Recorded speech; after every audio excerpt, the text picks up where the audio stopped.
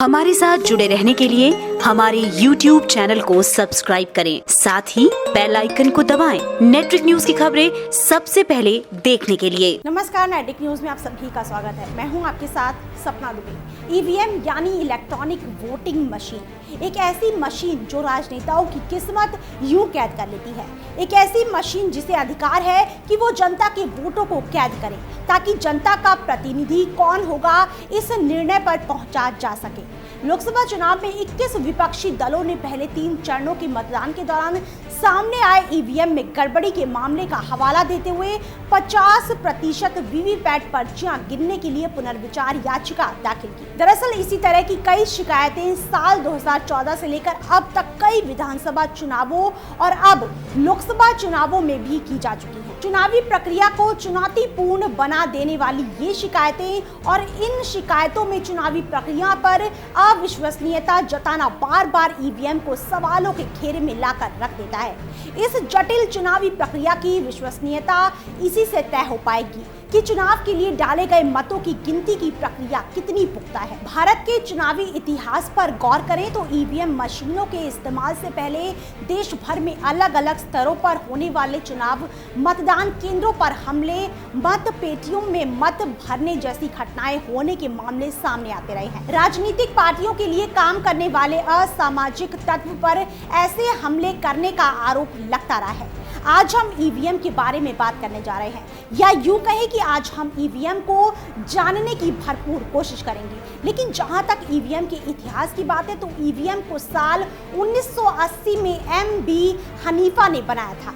उन्होंने सबसे पहले 15 अक्टूबर 1980 को इसे पंजीकृत किया और फिर वहीं से शुरू हुआ इसके इस्तेमाल का दौर। भारत निर्वाचन आयोग ने इसके उपयोग पर विचार किया और इसके लिए electronics corporation of India limited की मदद से इसे बनाने की प्रक्रिया शुरू कर दी गई। इसके इस्तेमाल से पहले तमिलनाडु के 6 शहरों में आयोजित होने वाली सरकारी प्रदर्शनी में जनता ने इसे देखा और इसके बारे में जाना। इस मशीन को और भी सटीक और सही करने में औद्योगिक डिजाइन सेंटर आईआईटी बॉम्बे ने बेहद अहम रोल निभाया। साल 1998 में केरल के नॉर्थ पारावूर विधानसभा क्षेत्र के लिए हुए उपचुनाव के कुछ मतदान केंद्रों पर पहली बार इसका इस्तेमाल किया गया। अब हम ये जान लेते हैं कि आखिर ईवीएम है क्या। जैसा कि आप जानते हैं कि ईवीएम का इस्तेमाल मतदान के लिए किया जाता है, लेकिन ईवीएम का ही इस्तेमाल क्यों? दरअसल ईवीएम से चुनाव प्रक्रिया में तेजी बनी रहती है और इस प्रक्रिया को ईवीएम के जरिए आसानी से पूरा किया जा सकता है। ईवीएम मशीनें बैलेट बॉक्स से ज़्यादा आसान थी और स्टोरेज गणना जैसी प्रक्रिया फटाफट हो जाने की वजह से ईवीएम का इस्तेमाल शुरू हो गया। करीब 15 सालों से ये भारतीय चुनावों का एक अहम हिस्सा बन चुकी है। ईवीएम में एक कंट्रोल यूनिट, एक बैलेट यूनिट है। ये एक 5 मीटर की केबल होती है जो बैटरी से चलाई जाती है, जिसका कंट्रोल यूनिट मतदान अधिकारी के पास ही होता है और बैलेट यूनिट का इस्तेमाल मतदाता के द्वारा किया जाता है। मतदाताओं को वोट करने के लिए एक बटन दबाना होता है। इसके अलावा मतदान केंद्र पर हमला होने की स्थिति में जबरन डाले जाने वाले फर्जी मतों को रोकने के लिए मतदान अधिकारी भी एक बटन दबाकर मशीन बंद कर सकता है। इसके जल्दी काम करने का आकलन ऐसे ही कर सकते हैं कि ये मशीन एक लोकसभा सीट के लिए डाले गए मतों को 3 से 5 घंटे के अंदर अंदर गिन लिया जा सकता है।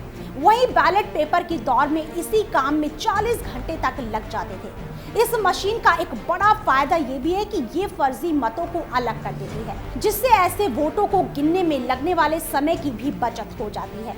एक रिसर्च में पता चला है कि वोटिंग मशीनों के इस्तेमाल के बाद से चुनावी घोटालों और मानवीय गलतियों में कमी आई है। इससे लोकतंत्र के बड़े फायदे के तौर पर देखा जाता है। शोधार्थियों शिशिर देबनाथ, मुदित कपूर और शामिका रवि ने साल 2017 में विधानसभा चुनावों से जुड़े आंकड़ों पर शोध किया, जिसके मुताबिक वोटिंग मशीनों के इस्तेमाल से चुनावी गड़बड़ी में कमी देखने को मिली। ऐसे में चुनाव ज्यादा प्रतिस्पर्धी हुए हैं। इस शोध में ये भी पता चला है कि ई वोटिंग से निवर्तमान चुनावी दलों के वोट शेयर में भी कमी पाई गई। ये तो थी वोटिंग मशीन यानी ईवीएम के इस्तेमाल और उसके फायदों की बात, लेकिन ईवीएम सवालों के घेरे में तब आ जाता है जब एक शब्द चुनावों के दौरान तेजी से गूंजने लगता है, हैकिंग। जी हाँ, सवाल उठाने वाले तो ये भी सवाल करते हैं कि भले ही विश्वसनीयता जताई जाए, लेकिन ईवीएम है तो एक मशीन ही, फिर उसे हैक क्यों नहीं किया जा सकता? ईवीएम को हैक किया जा सकता है या नहीं?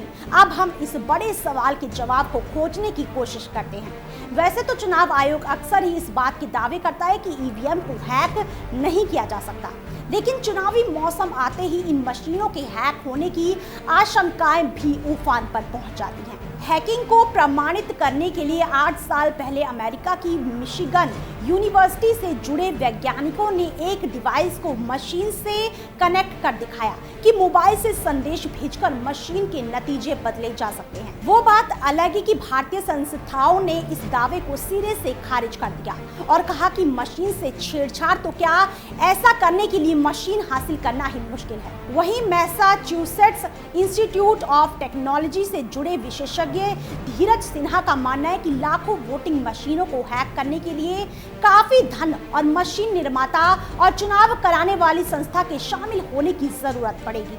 उन्होंने ऐसा करने के लिए बहुत ही छोटे रिसीवर सर्किट और एक एंटीना को मशीन के साथ जोड़ने की बात बताई थी, जो कि इंसानी आंख से दिखाई नहीं देगा। लेकिन चुनाव आयोग का दावा है कि भारतीय वोटिंग मशीनों में ऐसा कोई सर्किट एलिमेंट नहीं है। कुल मिलाकर ये निष्कर्ष निकल सकता है कि ईवीएम को हैक करना करीब करीब नामुमकिन होगा। हैकिंग को लेकर चुनाव आयोग का कहना है कि जहां तक इस बारे में बात करें तो भारत के कई कोर्ट में इस मुद्दे पर मामले चल रहे हैं, पर हर बार चुनाव आयोग इन मशीनों को हैकिंग प्रूफ होने का दावा करता रहा है।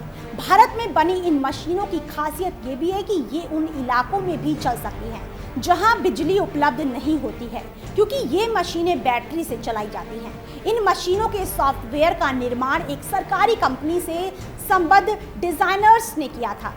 चुनाव आयोग की माने तो ये मशीनें और इनमें दर्ज रिकॉर्ड्स को किसी भी बाहरी समूह के साथ शेयर तक नहीं किया जा सकता है। ईवीएम को लेकर दुनिया में क्या कुछ चल रहा है, इसे भी समझ लेते हैं। दुनिया में करीब 33 देश किसी न किसी तरह इलेक्ट्रॉनिक वोटिंग की प्रक्रिया को अपनाते रहे हैं। हालांकि उन मशीनों की प्रामाणिकता पर सवाल उठाए जाते रहे हैं। वेनेजुएला में साल 2017 के चुनावों में डाले गए मतों की कुल संख्या कथित रूप से असली संख्या से 10 लाख ज्यादा दर्ज की गई, लेकिन वहां की सरकार इस दावे का खंडन करती है। अर्जेंटीना के राजनेताओं ने इसी साल मशीन के कैद नतीजों के साथ छेड़छाड़ का शक जताया था और ई वोटिंग के इस्तेमाल की योजना से पल्ला झाड़ दिया। इराक की बात करें तो साल 2018 के चुनाव के बाद ईवीएम में गड़बड़ी की खबर मिलते ही दोबारा काउंटिंग कराई गई। बीते साल दिसंबर में डेमोक्रेटिक रिपब्लिक ऑफ कांगो में ई वोटिंग से पहले मशीनों की टेस्टिंग ना किए जाने की खबरें आती ही ईवीएम को लेकर बड़ा विवाद खड़ा हो गया। अमेरिका में वोटिंग मशीनों को करीब 15 सालों पहले इस्तेमाल किया गया था, लेकिन मौजूदा समय में अमेरिका में करीब 35,000 मशीनें प्रयोग में लाई जा रही हैं। जहां तक भारत की बात है तो 5 साल पहले सुप्रीम कोर्ट के एक आदेश में कहा गया कि सभी वोटिंग मशीनों में वीवीपैट मशीनें यानी मतदान से जुड़ी रसीदें छापने वाली मशीनें भी लगानी चाहिए, जिससे जब एक मतदाता अपना मत डालता है तो मत दर्ज होते ही प्रिंटिंग मशीन से एक रसीद निकले जिसमें एक सीरियल नंबर, उम्मीदवार का नाम और चुनाव चिन्ह दर्ज हो। वीवीपैट से मिली ये सूचना एक पारदर्शी स्क्रीन पर 7 सेकंड के लिए उपलब्ध हो पाती है और फिर इसी 7 सेकंड के बाद ये रसीद निकलकर एक सीलबंद डिब्बे में जा गिरती है। इस रसीद को लेकर चुनाव आयोग के पूर्व प्रमुख SY कुरैशी का कहना है कि मतदान रसीदों की वजह से मतदाताओं और चुनावी दलों की आशंकाएं खत्म होनी चाहिए। ईवीएम का इस्तेमाल सुविधाएं तो लेकर आया, लेकिन विपक्षी सरकार और चुनाव आयोग को इस बात के लिए अक्सर ही कहते हैं कि इस मशीन के इस्तेमाल के जरिए धांधली की जा रही है। लेकिन इन सभी आशंकाओं और सत्यता के दावों के बीच ईवीएम का चुनावों में धड़ल्ले से इस्तेमाल किया जा रहा है। फिलहाल कितना ही, बाकी देश और दुनिया की बड़ी खबरों के लिए देखते रहिए हमारे चैनल नेटड्रिक न्यूज को। साथ ही खबरों की ताज़ा अपडेट के लिए हमारे चैनल नेटड्रिक न्यूज को सब्सक्राइब करना ना भूलें। आप देख रहे हैं नेटड्रिक न्यूज, साहस सच कहने का।